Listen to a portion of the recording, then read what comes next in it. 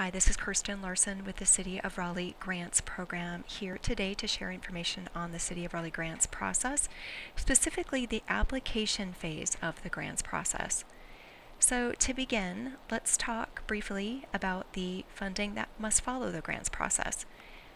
Cash with strings attached, which can come from public or private organizations, and it may not be called a grant. So here's a long list of those items that must follow the grants process. They can be title grants or not have that in the title at all. What funding is excluded from the process? Cash funding without strings, meaning you do not have to have a contract or performance agreement, and there are no reporting requirements. Goods, services, or materials provided directly to the city from the donor. So, for example, the city does not use grantors' funds to buy the materials. It may be called a grant by the donor. The first step in the application phase of the process is to fill out the electronic routing form, and that can be found on the Common Drive under the Grants folder. The first section of the routing form is just an overview, so it would include the title, the grantor, the department contact, and then the project description. That's the next field. And to help departments with this field, we've included some information over on the right-hand side, some instructions and examples.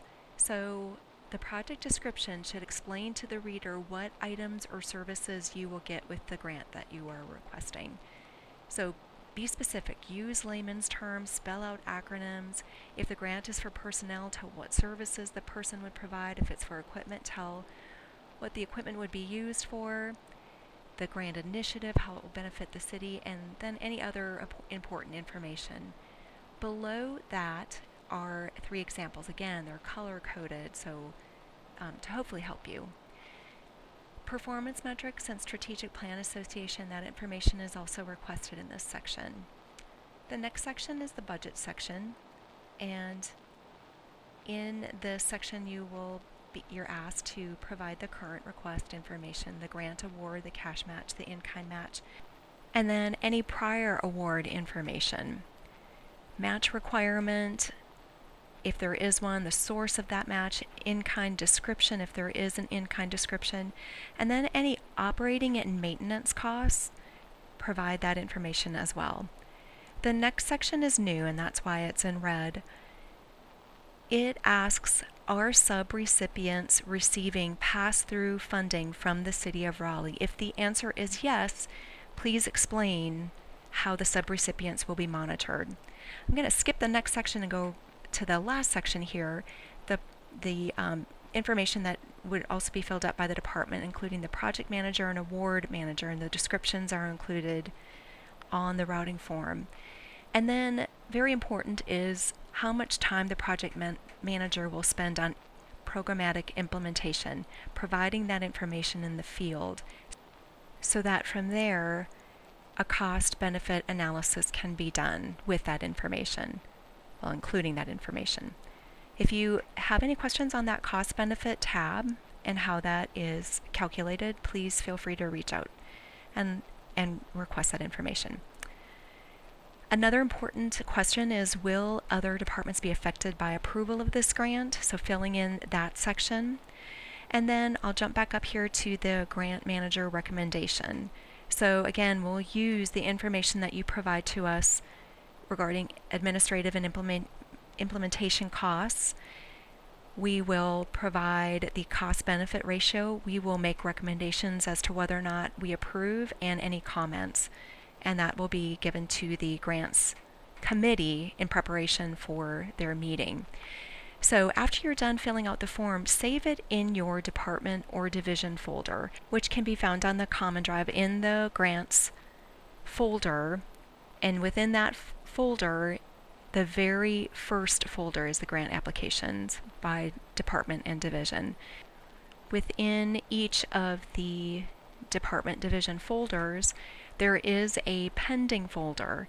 So you would save your routing form here, as well as any backup information, the application, any maps. saving it in that same pending folder. From that point on, you would attend a grants committee meeting. So the routing forms and any backup information is due the Friday prior to the grants committee meeting at the grant email noted here. The meeting schedule for the grants committee can be found on CoreCon. So clicking on policies and procedures, and from there, grants management program. Under the general information tab, you will find the meeting schedule. The grants committee meetings are held the Thursday of council meeting weeks. So those Thursdays, and again, the routing form is due by noon the week prior. So it would be the routing form and the application. The grants committee meetings are held from 10 to 10:30 in room 237. If your grant is approved by the grants committee, then you can submit the application to the grantor. That's step 3. So again, following approval by the grants committee, you could submit your application to the grantor. My contact information is located right here, and you can send me an email or give me a call. And please note that under the grants management information on CoreCon, you can also find the grants manual that is very helpful. And if you have any questions, just let us know. Thank you.